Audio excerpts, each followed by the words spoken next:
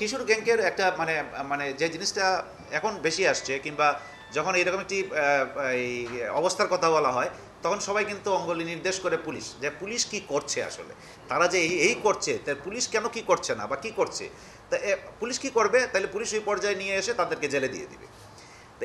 তো ওইখানে আসার আগে, ওইখানে যাতে আসতে না পারে বা আসার সম্ভাবনা কমে যায়, সেটা নিয়ে কাজ করার লোকের কিন্তু অভাব। পুলিশ হচ্ছে কি ফাইনালি কাজ করবে, একটা ক্রাইম যখন করে তখন তাকে ধরে জেলে দিয়ে দিবে। তাহলে জেলে দেওয়াটাই কিন্তু সমাধান নয়, কারণ তারা হচ্ছে কি সম্ভাবনাময় নাগরিক। আমি যদি কিশোরদের ধরে ধরে জেলে দিই, তাইলে কিন্তু তাদের আবার বড় ধরনের একটি অপরাধী হয়ে ফিরে আসার সম্ভাবনা বেড়ে যায়।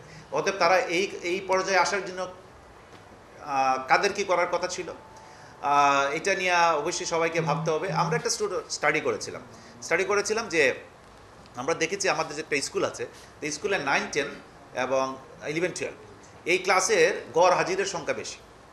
তারা পরীক্ষার সময় যখন আমরা দেখি যে কত পার্সেন্ট, 20%, 30%, 10% এরকম ছেলেপেলেও আছে, তো তাদেরকে যখন আমি আটকে দিলাম যে না, তাদেরকে এত কম হাজিরা থাকবে যাকে পরীক্ষা দিতে দিব না, তখন তারা অনেকে রিকোয়েস্ট করলো। তারপরে আমরা একটা সিলিং একটা দিলাম, সম্ভবত এটা ফাইনালি বোধহয় 20% পর্যন্ত আমাকে এগ্রি করতে হয়েছে, নাহলে যেমন পরীক্ষার্থী পাওয়া যাচ্ছে না।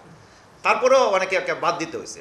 তো যে ছেলেটা 100টা ক্লাসের মধ্যে 20টা ক্লাসে 80টা ক্লাসে অনুপস্থিত থাকে, তাহলে ওই সময় সে কোথায় থাকে? তাইলে আমাকে স্কুল থেকে বা এই শিক্ষা বিভাগ থেকে একটা কড়া নজরদারি আনতে হবে যে আমি 70% বা 80%-এর নিচে যারা ক্লাস করবে তাদেরকে পরীক্ষা দিতে দিব না।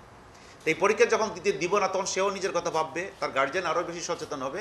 আমাদের এই যে চট্টগ্রাম শহরে কিন্তু আমরা একটা লিখিত প্রধান সড়ক আমরা নির্ধারণ করে দিয়েছি, সেইভাবে কিন্তু তারা চলছে, এবং আমরা চেষ্টা করছি তারা প্রধান সড়কে যাতে না আসে। এবং প্রধান সড়কে আসলে যেটা হবে, এই সবাই আমরা কিন্তু এটা সাফার করবো, একটা ট্রাফিক অব্যবস্থাপনা হবে, এবং এটার প্রবলেম কিন্তু নগরবাসীকে ভুগতে হবে।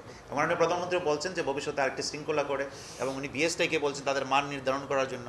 তাই নগর কর্তৃপক্ষ যারা আছেন তারা নিশ্চয়ই এই ব্যাপারটা আরও খেয়াল করবেন। পুলিশ হচ্ছে গিয়ে এনফোর্সমেন্টে, পুলিশ কিন্তু এই পলিসিগুলো দিতে পারছে না, পুলিশ হচ্ছে এনফোর্সমেন্টে। তাই আমি পলিসি যদি ক্লিয়ার হয়, তাহলে এনফোর্সমেন্ট করাটা সহজ হয়। কিন্তু যদি কোনো পলিসি না থাকে, তাহলে এই সাউথ ডিভিশন আমার একভাবে করবে, নর্থ ডিভিশন আরেকভাবে করবে, চিটাঙ্গা আরেকভাবে করবে, ঢাকা আরেকভাবে করবে।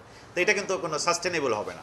কিংবা এই জন্য আমরা আশা করছি এখানেও সংশ্লিষ্ট কর্তৃপক্ষ এগিয়ে আসবেন, কী ফরম্যাটের, কি লাইসেন্সের ভিত্তিতে, কি রেজিস্ট্রেশনের ভিত্তিতে তারা রাস্তায় থাকবে, এবং ড্রাইভারদের কী শর্ত হবে, মালিকদের কী শর্ত হবে, সেটা যদি নির্ধারণ করে দেওয়া যায়, তাহলে ভবিষ্যতে আমাদের নগরের চলাচলটা সহজ হবে।